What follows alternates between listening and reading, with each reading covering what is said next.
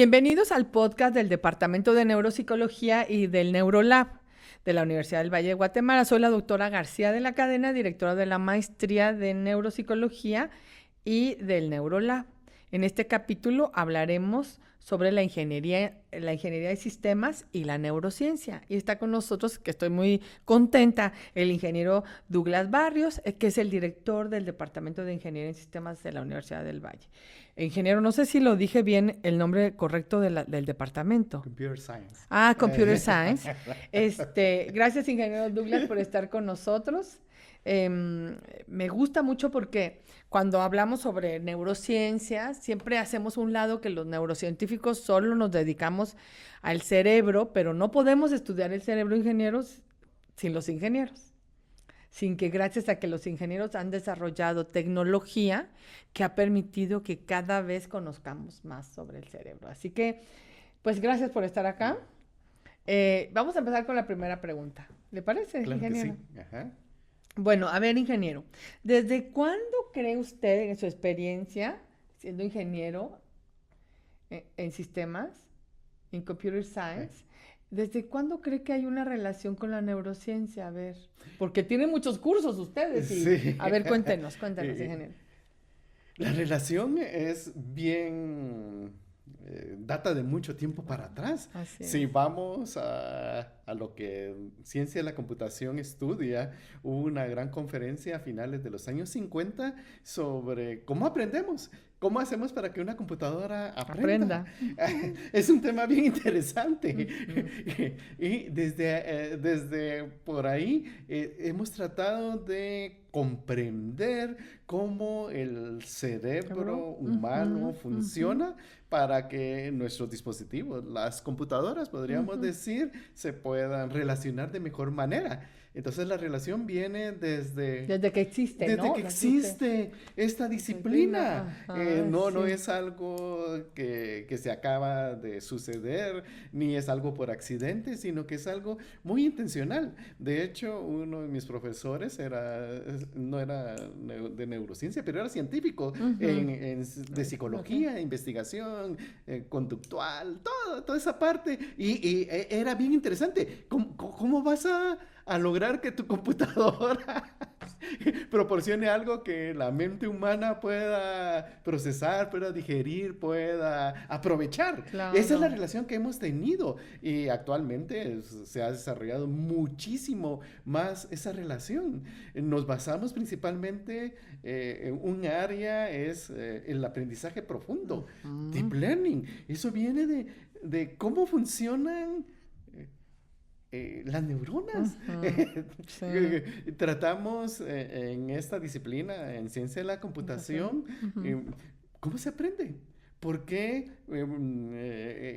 podemos considerar ciertas conductas como que de un nivel más alto? ¿Y cómo podemos hacer para aprovechar la información que hay a nuestro alrededor y que la computadora pueda aprender sobre ella? Y este mecanismo de neuronas, cómo se relacionan entre ellas para formar redes neuronales que puedan resolver los problemas que ni siquiera nosotros podemos expresar tan explícitamente. Sí, es algo extraordinario y va mucho de los adelantos que se hacen en neurociencia. Nosotros vamos copiando, vamos viendo, vamos aprendiendo y tratando entonces de incorporarlos. De incorporar o simular, ¿no? Ajá, de hecho, existe un proyecto fabuloso. Es después de hacer toda la secuenciación del genoma humano,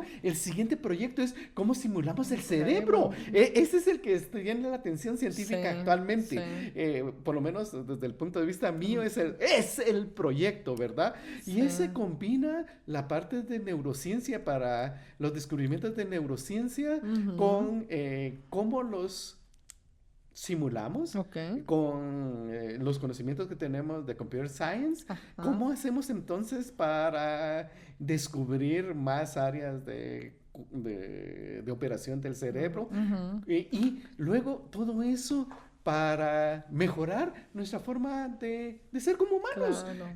Si queremos hacer una intervención, ¿por qué no lo hacemos primero en el simulador y ver, Claro. ver cómo funciona para luego replicarlo con las personas? Pero también al revés, los descubrimientos que se están haciendo con personas, cómo meterlos en el simulador para que éste pueda aprovechar de una mejor manera esos aprendizajes, esas investigaciones. Y esto va a ser fabuloso en una era en donde tenemos... estamos viendo que nos estamos acercando a padecimientos como Alzheimer, ¿verdad? Sí. ¿Cómo los tratamos desde puntos? Parkinson, desde diversidad de puntos. La población se está convirtiendo en neurodivergente y nosotros nos preocupamos porque ya no podemos presentar la información de una manera en que creíamos que era procesada de esa manera por todo el mundo y cree que todo el mundo es igual. Y no somos iguales. Y todo eso, por eso esa relación con la disciplina de neurociencia, con otras disciplinas de psicología, nos están obligando a continuar esa relación siempre. Claro. Oye, ingeniero, por un lado, para la gente que nos está escuchando, creo que tenemos que hacer dos distinciones. Uno, que gracias a los avances en por supuesto, la ingeniería en sistemas o en computación, que antes solo se llamaba computación, y obviamente otras disciplinas de ingeniería, gracias a ese desarrollo, podemos empezar a darnos cuenta cómo funcionaba el cerebro, ¿verdad? Y recordemos quienes nos siguen, la historia en cuanto a la década del cerebro. Antes, en los 1990, fue la década del cerebro y luego viene la década de la mente. Imagínense, todavía no sabemos cómo funciona también nuestro cerebro, pero estamos ahora preocupados en cómo funciona nuestra mente, es decir, cómo las neuronas se comunican, ya medio sabemos, pero hay muchas cosas que todavía no sabemos. Así que, por un lado, la tecnología per se de la disciplina para contribuir. Y por otro, la gran preocupación que usted decía de esa relación entre esa computadora o esa tecnología y el humano. Así es. En ingeniería hay un curso, ¿no, ingeniero? Que se llama Human Computer Interaction. Interacción humano-computadora. Y es una clase interesantísima, porque los estudiantes de ingeniería que programan, que diseñan, deben entender cómo funciona el humano también, ¿no? Así es. El comportamiento humano. Sí, y también hemos abierto más cursos que tienen relación con psicología y con esa área en nuestras especialidades. En inteligencia artificial queremos ser inteligentes. Entonces, ¿cómo es la inteligencia humana? Claro. ¿Cómo opera nuestro cerebro? Nosotros le llamamos como el hardware, el cerebro, y cómo opera nuestra mente. Ya las funciones más elevadas, ¿verdad? Y no nos centramos solamente en decir que la computadora tiene las soluciones, sino que tratamos de ver las maneras en que más eficientemente lo ha hecho el cerebro humano, ¿verdad? Claro. ¿Cómo logramos entonces trasladar eso a nuestros estratos de computación? Claro. ¿Cómo realmente es aprender? Visión por computadora es uno de los temas favoritos de estas disciplinas, reconocer cosas. Yo empecé a estudiar eso en los años 90 y los progresos eran muy poquititos. Saber que un celular está encima de una mesa le tomaba a la computadora un montón de esfuerzo, tiempo, y ahora es rapidísimo. ¡Wow! Sabiendo que no vemos realmente con los ojos, sino que es el cerebro el que procesa toda la información, lo mismo estamos haciendo. ¿Qué patrones utilizamos? ¿Cuáles son las características que realmente tomamos de los objetos para descubrir cómo se relacionan entre sí, etcétera? Y todo eso de la mano. Gracias a que sabemos, que hemos... A ver, ahorita que estaba hablando de eso, me recordé sobre por qué los niños de entre 7 y 8 años no pueden calcular cuando un objeto está en movimiento. Y cómo, al no poder calcular, pues los atropellan, ¿no? ¿Y qué pasa con nuestro cerebro a los 8 y medio, 9? ¡Pac! Ya. el cerebro ya es capaz de calcular el objeto en movimiento. Entonces, y como sabemos muy bien, ¿no? Nuestro sistema visual, ahorita lo que dijo usted, que vemos con nuestro cerebro, con nuestra corteza visual, que es el 17 y 18 de Brodmann, es interesante que nuestro sistema más complejo y del que sabemos más es el sistema visual. Y cómo a nuestro cerebro le gusta ver patrones. Definitivamente. Y cómo, y es increíble porque yo siempre les digo a mis alumnas que el sistema visual tiene muchos pares craneales, 4. El óptico, no voy a dar una clase de anatomía, pero creo que es muy interesante cómo la forma que sabemos del sistema visual, cómo ha sido insumo para los ingenieros en computación en sistemas, en ciencias de para empezar a desarrollar todo lo que nos gusta, ver patrones, cosas que nuestro cerebro, que sabemos en neurociencia cómo funcionamos y ustedes cómo lo trasladan para que todos esos dispositivos más fácil puedan identificar o podamos simular cómo funciona el cerebro, ¿no? Así es. Y la otra área bien fuerte es la del lenguaje.